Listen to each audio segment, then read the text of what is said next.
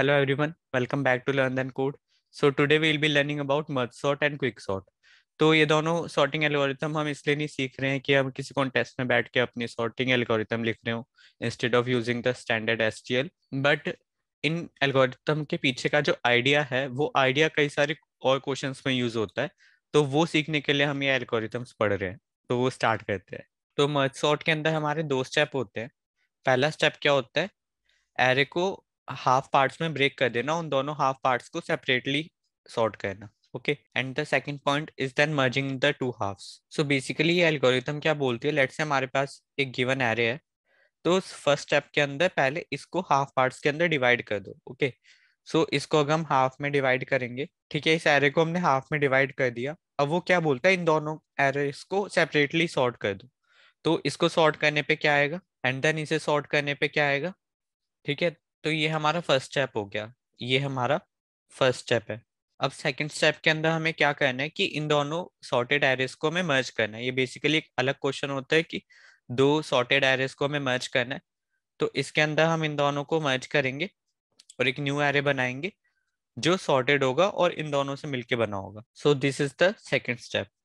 तो हमें इस प्रोसेस को कंटिन्यू रखना है एंड तक, जब तक हमारा एरे का साइज 1 ना हो जाए। कैसे, लेट्स से हमारे पास एक एरे है 8 का, देन हमने इसे हाफ हाफ में डिवाइड कर दिया, देन इन्हें हाफ हाफ में डिवाइड कर दिया, देन इसे भी हाफ हाफ में डिवाइड कर दिया, and we will keep on going until we get the array of size 1, and then हम उन्हें मर्ज करते जाएंगे। तो इसका कोड देख लेते हैं हम। तो इसके अंदर हम क्या कर रहे हैं, बेसिकली हमारे पास एक फंक्शन है मर्ज सॉर्ट एरे, जिसके अंदर हम फर्स्ट आर्ग्यूमेंट ले रहे हैं हमारा एरे जो हमें सॉर्ट करना है, एंड देन एल जो हमारा स्टार्टिंग पॉइंट है जहां से लेके आए जहां तक हमें सॉर्ट करना है एरे को। तो फर्स्ट स्टेप इज, सबसे पहले हम मिड पॉइंट फाइंड कर रहे हैं क्योंकि हमें एरे को बार बार हाफ में ब्रेक करना है।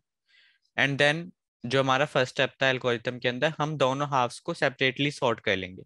तो यहाँ पे आप देखो, हम एल से लेके मिड तक सॉर्ट कर रहे हैं एंड इस स्टेप के अंदर मिड प्लस वन से आर पे सॉर्ट कर रहे हैं। And then this is our second step. इसके अंदर हम क्या कर रहे हैं, हम उन दोनों एरेस को मर्ज कर रहे हैं और इसके अंदर हम आर्ग्यूमेंट क्या ले रहे हैं, एल मिड और आर। बेसिकली एल से मिड तक का एरे और मिड प्लस वन से आर तक का एरे, इन दोनों एरेस को हमें मर्ज करना है। तो एरेस को मर्ज करने के लिए हम टू पॉइंटर मेथड का यूज कर रहे हैं। तो सबसे पहले हमने एक एरे ले लिया एंड नीचे हमारे पास दो पॉइंटर्स हैं, first one which is pointing to the elements of first half of the array, and j is the pointer which is pointing to the second half of the array. Okay, so यहाँ पे हमारा while loop चलेगा and इसमें break condition क्या है, अगर आई हमारा mid plus one तक पहुंच गया या फिर जे हमारा आ प्लस वन तक पहुंच गया तो हम ब्रेक कर देंगे। बेसिकली हमारे पास कोई एलिमेंट्स ही नहीं है दोनों एरेस के अंदर। अब पहली कंडीशन यहाँ पे क्या है कि अगर आई हमारा मिड प्लस वन तक हो गया, सो बेसिकली अगर हमारे फर्स्ट हाफ के अंदर कोई एलिमेंट्स ही नहीं बचे तो हम खाली सेकंड हाफ से एलिमेंट ले सकते हैं एंड हम उसे पुश कर देंगे एरे के अंदर और जे प्लस प्लस कर देंगे। सेम थिंग विद जे, अगर जे हमारा लास्ट एलिमेंट पे पहुंच गया है, देन हमारे पास सेकंड हाफ में कोई एलिमेंट्स ही नहीं बचे हैं, तो फिर हम फर्स्ट हाफ के एलिमेंट्स को पुश कर देंगे न्यू एरे के अंदर। एंड अगर हमारे दोनों एरेस के अंदर, दोनों हाफ्स के अंदर हमारे एलिमेंट्स बचे हैं तो हम क्या चेक करेंगे, जिसका भी एलिमेंट छोटा है हम उसको पुश कर देंगे न्यू एरे के अंदर और उसका पॉइंटर को प्लस प्लस कर देंगे। अगर हमारा आई छोटा है तो हमने आई को पुश कर दिया और आई प्लस प्लस कर दिया, अदरवाइज हम जे पुश कर देंगे एंड जे को प्लस प्लस प्लस कर देंगे। फाइनली हम क्या कर रहे हैं इस लूप के अंदर, हम बेसिकली हमने जो न्यू एरे बनाया था उसकी वैल्यूज को हम अपने ओरिजिनल एरे के अंदर कॉपी कर रहे हैं एंड देन हम रिटर्न कर देंगे। सो ये कोड एकदम वैसे रिकर्सिवली चल रहा है जैसे हमने अभी एल्गोरिथम में डिस्कस करा था। अब इसको रन करके देख लेते हैं। सो हमारे पास एरे जो हमारा सॉर्ट हो गया। अब हमारी जो स्पेस कॉम्प्लेक्सिटी है इस एल्गोरिथम की वो ओ ऑफ एन है। क्यों, क्योंकि हम जब एरेस को मर्ज कर रहे हैं तब हम यहाँ पे एक न्यू एरे ले रहे हैं। हम इसे ऑप्टिमाइज भी कर सकते हैं थोड़ा कुछ कंडीशंस में, बट इस एल्गोरिथम में अभी के लिए ये ओ ऑफ एन। अब इसकी टाइम कॉम्प्लेक्सिटी क्या है, सी, हर स्टेप के अंदर हम उसे ब्रेक कर रहे हैं, सॉर्ट कर रहे हैं एंड देन मर्ज कर रहे हैं। सो हम कहाँ तक ब्रेक कर सकते हैं, हम basically log n times break कर सकते हैं उसको। ओके, यूसी अगर हमारे पास ये 8 का ब्लॉक होता, देन ये 4 4 के होते, देन ये 2 2 के होते, देन ये 1 1 का होता, हम उसे खाली लॉग एन टाइम्स ब्रेक कर सकते हैं। एंड हर स्टेप पे हम मर्ज कर रहे हैं उसे, तो मर्ज में हमारा कितना टाइम लग रहा है, एन टाइम लग रहा है। तो ये चीज हमारी एक साथ हो रही है, तो हमारा टोटल टाइम क्या हो गया, एन इंटू लॉग एन। और मर्ज सॉर्ट के अंदर हमारी बेस्ट, एवरेज और वर्स्ट केस टाइम कॉम्प्लेक्सिटीज तीनों हमारी एन लॉग एन होती है। क्यों? क्योंकि इट डजेंट मैटर हमारा एरे कैसा है, वो ऑलरेडी सॉर्टेड है नहीं है, उल्टा सॉर्टेड है, डजेंट मैटर, हम सेम स्टेप्स परफॉर्म करने वाले हैं। इसलिए तीनों केस में हमारी टाइम कॉम्प्लेक्सिटी सेम है, n log n. So before moving forward, let me first tell you about Newton School. So Newton School is a great platform where they help you to find your dream job. And the best part about it is that you don't have to pay any upfront fees. Newton School students are working in top companies like Google, ThoughtWorks, Zomato, Xiaomi, etc. They have amazing courses like full stack development, where you will get guaranteed job with salaries varying from 5 LPA to 40 LPA. And again, the best part about it is that you don't have to pay any upfront fees. You only pay once you get your job. So if you want to apply for the full stack development course, you can click on the apply now button, or I will provide the link in the description below. तो quicksort के अंदर भी हमारे दो steps हैं। सबसे पहला step में हमें क्या करना है, कोई भी एक एलिमेंट लेना है, उसे उसकी करेक्ट पोजीशन के अंदर रख देना है जो सॉर्टेड एरे के अंदर होनी चाहिए। देन लेट से उस एलिमेंट को हम पिवट एलिमेंट बोल रहे हैं। उसके बाद पिवट एलिमेंट से जितने भी छोटे एलिमेंट्स हैं एरे के अंदर, उन्हें उसके लेफ्ट में कर दो।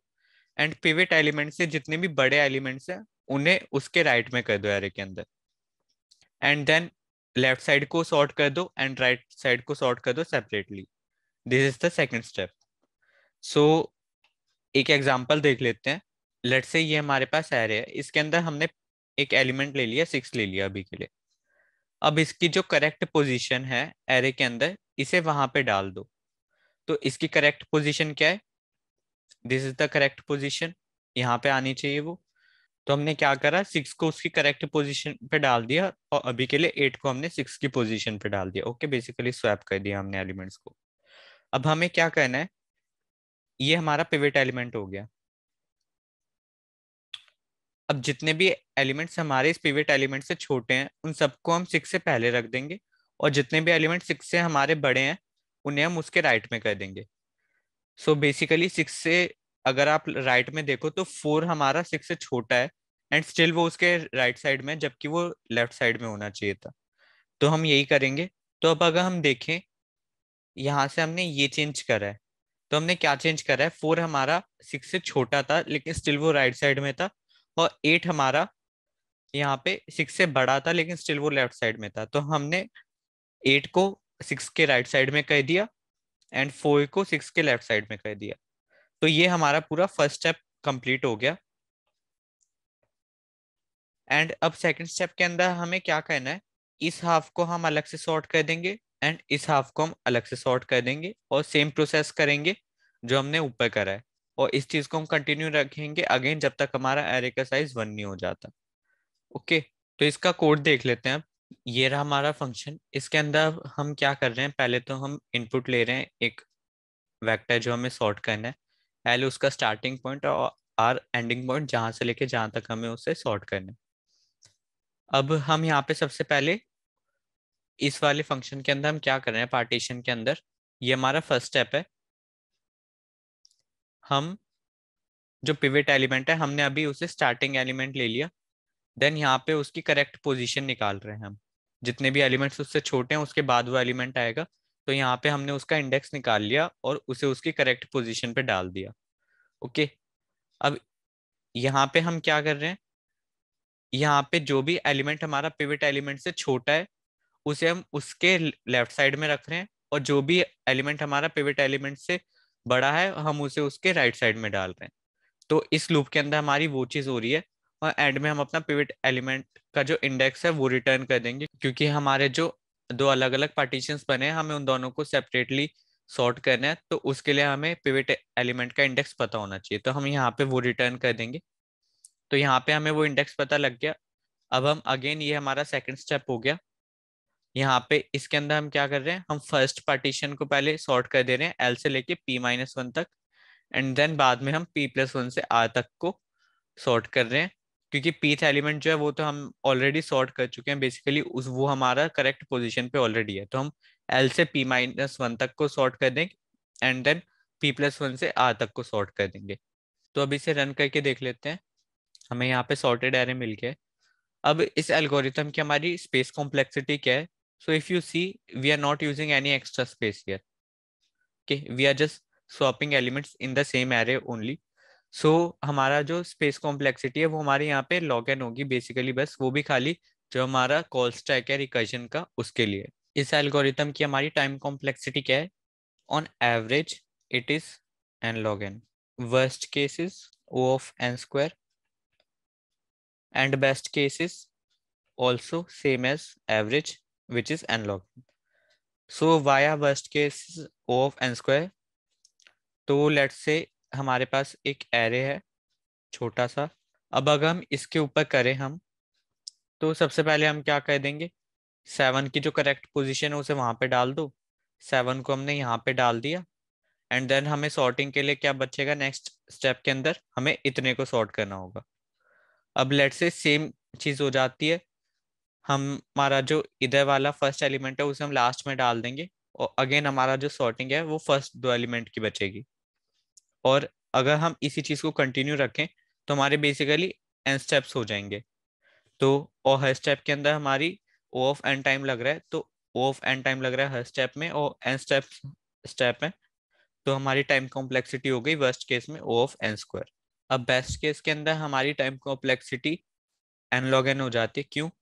क्योंकि अगर हम हर बार जो हमारा एरे है, लकीली हम उसे हर बार हाफ में डिवाइड कर पाए, जो पिवट एलिमेंट है वो हमारा हर बार मिडल एलिमेंट हो, तो हर प्रोसेस हमारा ओ ऑफ एन टाइम लेगा, और अगर हर बार हम मिडल एलिमेंट को चूज कर रहे हैं देन ये स्टेप्स खाली लॉग एन हो सकते हैं।